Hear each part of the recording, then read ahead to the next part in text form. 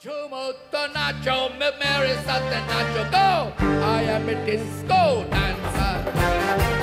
I am a disco dancer. বলিউডের disco king Disco dancer.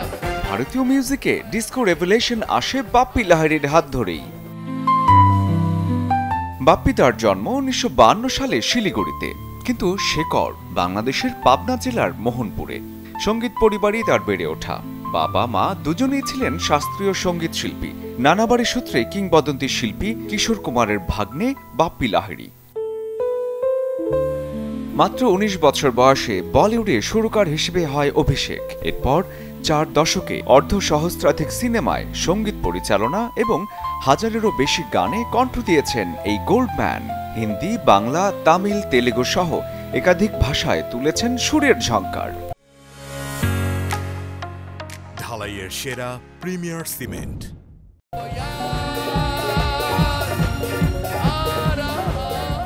আশির দশকে বলিউডের ডিস্কো মিউজিকে রীতিমতো আগুন ধরিয়ে দেন তিনি। ডিস্কো ড্যান্সার, নামক হালাল, শারাবি, ড্যান্স ড্যান্স এসব সিনেমার গান তাকে এনে দেয় ডিস্কো কিং পরিচয়।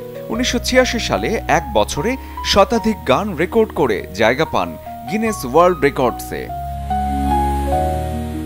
ব্যক্তিগত স্টাইলে অনন্য বাপ্পি লাহিড়ী। পারিবারিক বিশ্বাসে গায়ে মোড়ানো স্বর্ণের অলংকার ছিল তার ব্র্যান্ড আইডেন্টিটি। ভারত থেকে বাংলাদেশ দুই বাংলার শ্রোতাদের কাছেই সমান জনপ্রিয় ছিলেন তিনি। 80-র দশকে বাংলা চলচ্চিত্রের বহু গানে কণ্ঠ দিয়েছেন বাপ্পি লাহিড়ী। 2022 সালে ছিল উপমহাদেশের কিংবদন্তি এই শিল্পীর শেষ যাত্রা।